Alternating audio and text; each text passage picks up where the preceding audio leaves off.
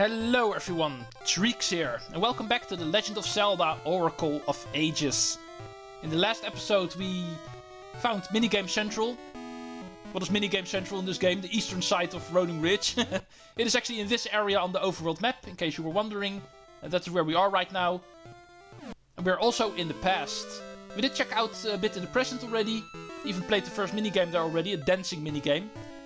Pretty easy to do, although very difficult on the highest difficulty. But now we are at a waterfall area here, in the past of Rolling Ridge. In the present, this area is also here, however, there it's not a waterfall anymore. It is only in the past. In the present we did see there was a cave here. And of course, in the past that cave is also here. That cave is indeed going to lead to dungeon number 6. And that is where it is located. However, just like any other dungeon, we need the key before we're able to access it. And just remember, this is where it is actually located. And it's not going to be a surprise. In order to find the key, we need to win all of the minigames in this area. But more on that later. First we're going to go get the secret over here. A throwback to the first Zelda game yet again. There's plenty of those in this game. And this is actually also one. If you go to this cave in the past, this old man over here will just randomly give you some rupees. It's a secret to everybody, remember that? That's indeed returning in this game. And fun fact, this very cave is also here in the present. But if you try to do it there, then you will actually lose rupees. The guy will actually say, pay me for actually breaking my door. Awesome, right? Anyway, cameos aside, it is time for us to continue. First we're gonna go to the left over here.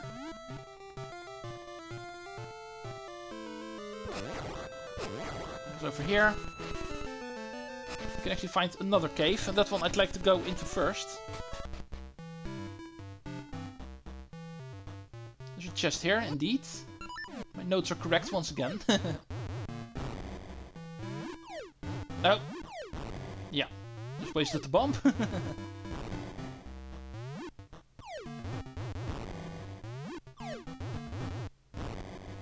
And Gasha seed.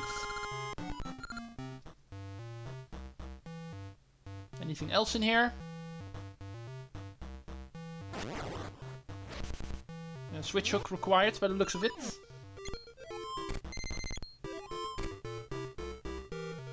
Nothing down here. Some hearts maybe. Not even that. And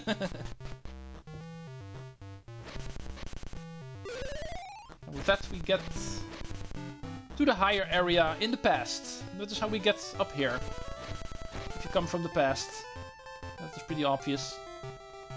Oh, I see a cracked wall over here. Allow me. That is very suspicious. Chests. Oops. 100 rupees.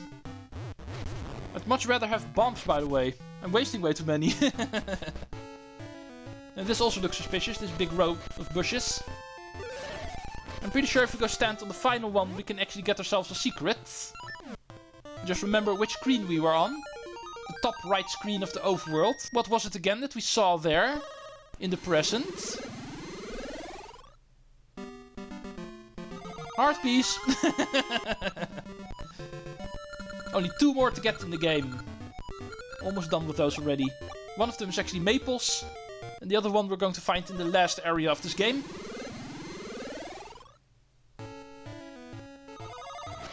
Time for us to continue in this area. We've done everything up here. Time for us to jump down again. Oh, there's another chest over there. Switch hook, because you can also switch with bushes. And I could have made that a lot easier. But anyway, another 100 rupees. And that is what we can get out of it. Do you have anything to say, sir? Don't tell anyone, but I am friends with the famous graceful Goron. Really? The graceful Goron drinks lava juice every day to get energy to dance. I want some too. Yeah, don't think I randomly talk to this guy. He gives a hint about lava juice. The graceful Goron apparently always drinks it, and this guy also wants some. And that is something we need to remember. That is indeed going to be part of the big trading sequence that is going to be part of this Rolling Ridge area. Okay, after obtaining the correct items, which is apparently hard to do, we need to get ourselves to the right of the mountain again. And find... Oh, this place is blocked, of course. But I should still be able to get you out of here. Huh? That is a brother's emblem. You understand the passion of a Goron's heart. You may pass. And what is funny, I was already passed. This guy also wants some help. It has given my life meaning.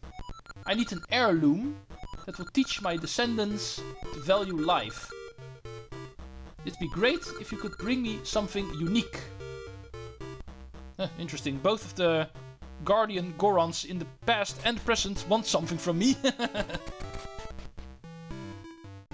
And we also heard about the lava juice that the other Goron wants. In the room above the staircase over here. It sounds like we really need to start working with the minigames here in order to obtain all of these prizes that are required. And therefore, let's continue exploring this place.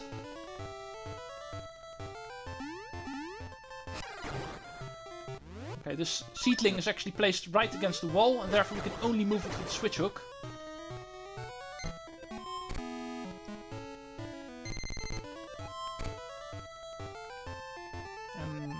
There we go. Pretty obvious where we need to place it. Oh, here we have a tree with mystery seeds. Not per se to get the mystery seeds, but it is going to be handy to get as a warp spot. All of these unique trees always function as a warp location, of course, for your gale seeds. Let's see what we have in the present in this area.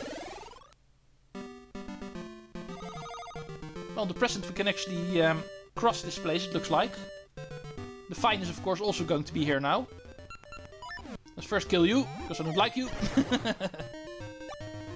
And time for another soft soil spot. That one's actually below here.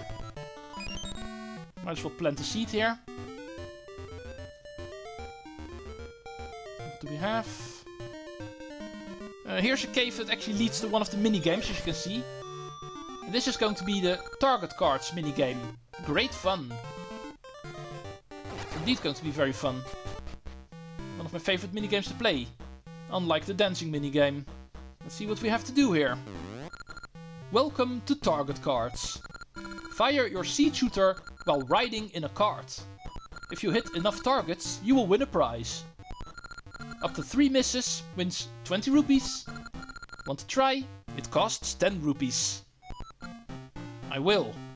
But I'm not doing it for rupees. Okay, let's get you started. The prize this time is this. And that is what I'm doing it for. Ready? Go! We automatically get our seed shooter equipped to the B button and we need to hit all of these targets. Remember, you can shoot straight onward, but also diagonally. Use this in order to get all of the targets. Pretty easy to do in all honesty. And there we go. That is it. You hit 12 out of 12. And therefore all of them.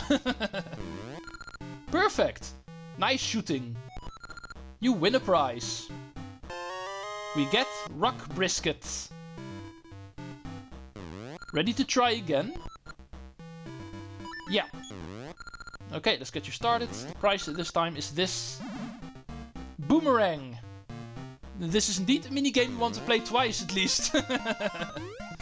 However, the second time is going to be more difficult, as you can see. More tricky locations and also moving targets. A lot more difficult. But definitely worth it. Because we're going to get a unique weapon out of it. Still, success. First try. Another 12 out of 12. Perfect. Nice shooting. You win a prize. We get a boomerang. Only obtainable through this minigame. Use it to stop enemies in their tracks. Ready to try again? No! Those were all of the unique prizes. If you play it more often, you will actually be able to get gacha seeds and rings and stuff like that, I think. But for unique items, this was it. That was the first minigame we needed to play. Actually gave us some food. A Goron delicacy known as rock brisket. And we did already find a Goron that actually said he was hungry. So we need to remember to take it to him. In the meantime, move on to the next challenge.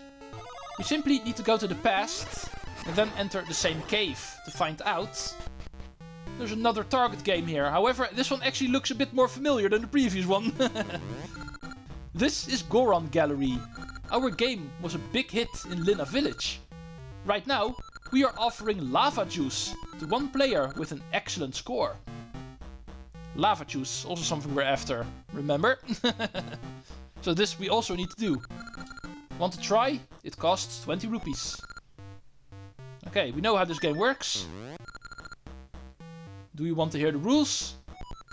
Yeah, like I said, I know how this game works, so that we do not have to hear. Works precisely the same as in Lina Village.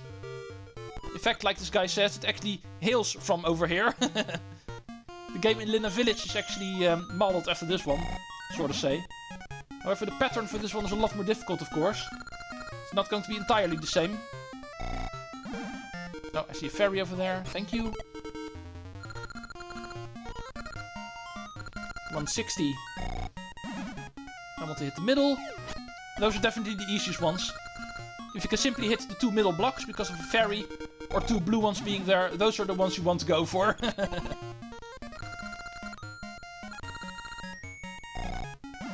Okay, fairy to the right. Awesome. Doing really well. I'm getting way more points than I actually need. Oh, this was my first miss. Even though I still ended up getting some points. Just not as many as I wanted. This one I can use the middle again. 540. Perhaps I can go for the world record here. No, never mind. Hit the red one. Only 20 points for that one. Yeah, that was perfect. 100 points. 660. And another 60. Wow. 720. Overkill. Amazing. You win the lava juice. Thank you for the lava juice. Want to try again? No, this one does not give us another reward that is unique. So, for this one we only have to play it once.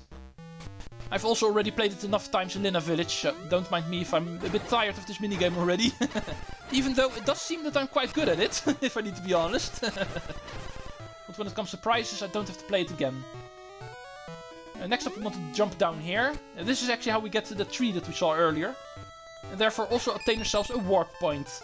Here on Rolling Ridge, finally. And this is a great fairy fountain.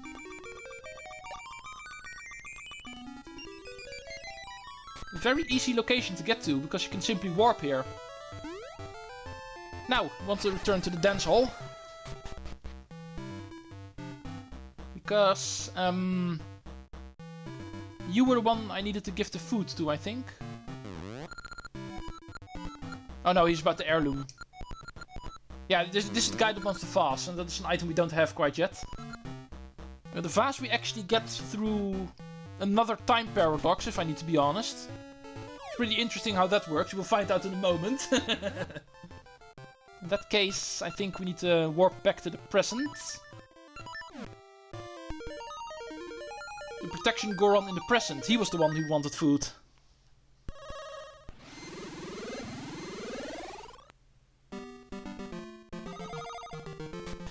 You're the one I want.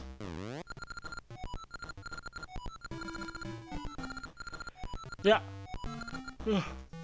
Apologies for yawning. Whoa! You have prime rock brisket? Please, let me have that rock brisket. I will trade my ancestors Goron's vase for it. Yeah, see how this works? Thank you. This is great. As promised, here. We get the Goron vase. Gotta love them time paradoxes. Oh, this rock brisket is so delicious. Thank you. It is completely worth a family heirloom. A family heirloom that actually gets started by me, apparently. The Goron in the present will give us the vase, for us to give to the Goron in the past, beginning that heirloom to begin with.